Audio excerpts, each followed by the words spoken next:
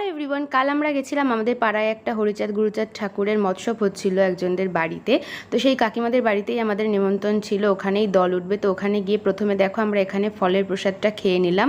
আমি, বুনু, ভাই, মা সবাই গিয়েছিলাম। তো চলো এবার দেখো দল উঠছে, কীভাবে দল উঠে তোমরা সেটা দেখে নাও।